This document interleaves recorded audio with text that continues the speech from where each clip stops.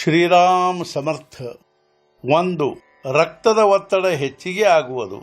ಬೆಳಿಗ್ಗೆ ಶೌಚ ಮುಖಮಾರ್ಜನವಾದ ಮೇಲೆ ಅರ್ಧ ಚಮಚೆ ನೆಲ್ಲಿಕಾಯಿ ಚೂರ್ಣ ಬಾಯಲ್ಲಿ ಹಾಕಿಕೊಂಡು ಅರ್ಧ ಕಪ್ಪು ಬೆಚ್ಚಗಿನ ಹಾಲು ಕುಡಿಯಬೇಕು. 2. ರಕ್ತದ ಒತ್ತಡ ಕಡಿಮೆ ಆಗುವುದು.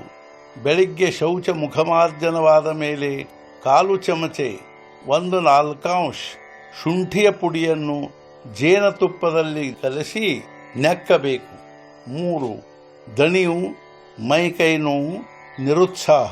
ಬೆಳಿಗ್ಗೆ ಹಾಗೂ ಸಾಯಂಕಾಲ 1/4 ಲಿಂಬೆಹಣ್ಣಿನ ರಸ, 1 ಚಮಚೆ ಜೇನುತುಪ್ಪ, 1 ಕಪ್ ಬೆಚ್ಚಗಿನ ನೀರಿನಲ್ಲಿ ಕಲಸಿ ತೆಗೆದುಕೊಳ್ಳಬೇಕು. 4.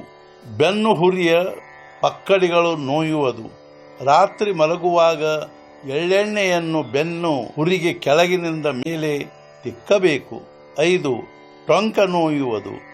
ಆಲದ ಎಲೆಯ ಹಸಿರಾದ ಬದಿಗೆ, ಅಂದರೆ ಮೇಲ್ಭಾಗಕ್ಕೆ ಸ್ವಲ್ಪ ಎಳ್ಳೆಣ್ಣೆ ಹಚ್ಚಬೇಕು. ಎಲೆಯನ್ನು ಸ್ವಲ್ಪ ಬೆಚ್ಚಗೆ ಮಾಡಬೇಕು ಹಾಗೂ ಟೊಂಕಕ್ಕೆ ಕಟ್ಟಿಕೊಂಡು ಮಲಗಬೇಕು. 2-3 ಎಲೆ ಕಟ್ಟಿಕೊಳ್ಳಬೇಕಾಗುತ್ತದೆ. 6. ಸಂಧಿವಾತದಿಂದ ಮೊಣಕಾಲು ನೋಯುವುದು. 2 ಕಡಲೆಬೇಳೆಯಷ್ಟು ಶುಂಠಿಯ ಪುಡಿಯನ್ನು ಅರ್ಧ ಚಮಚೆ ಔಡಲ ಎಣ್ಣೆಯಲ್ಲಿ ಕಲಸಬೇಕು. ಆ ಮಿಶ್ರಣವನ್ನು ಮಲಗುವಾಗ ಲೆಕ್ಕಬೇಕು. 8 ದಿನಗಳಲ್ಲಿ ವ್ಯತ್ಯಾಸ ಕಂಡುಬರುತ್ತದೆ. 7. ಹೊಟ್ಟೆ ಸ್ವಚ್ಛವಾಗಿಟ್ಟುಕೊಳ್ಳುವುದಕ್ಕಾಗಿ 1.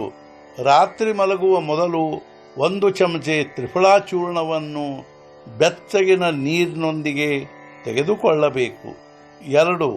ರಾತ್ರಿ ಮಲಗುವಾಗ 1 ದೊಡ್ಡ ಚಮಚೆ ಇಸಬಗೋಲ್ ಪುಡಿಯನ್ನು ಬೆಚ್ಚಗಿನ ನೀರಿನೊಂದಿಗೆ ತೆಗೆದುಕೊಳ್ಳಬೇಕು.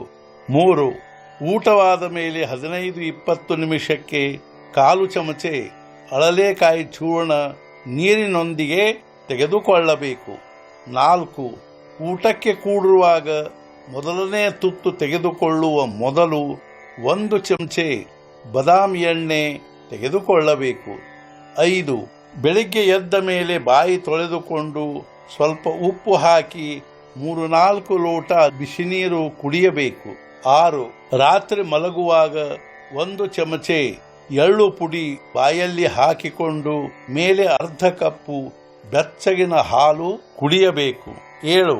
60 ವರ್ಷ ಪೂರ್ಣವಾದ ಮೇಲೆ ವಾರದಲ್ಲಿ 2 ಬಾರಿ ಬೆಳಿಗ್ಗೆ ಎನೀಮಾ ತೆಗೆದುಕೊಳ್ಳಬೇಕು. ಸೂಚನೆ: ಮೇಲೆ ಹೇಳಿದ ಉಪಾಯಗಳಲ್ಲಿ ನಿಮಗೆ ಅನ್ವಯಿಸುವುದನ್ನು ಆಚರಣೆಯಲ್ಲಿ ತರಬೇಕು. ಸದ್ಗುರುನಾಥ ಮಹಾರಾಜ್ ಕಿ ಜೈ.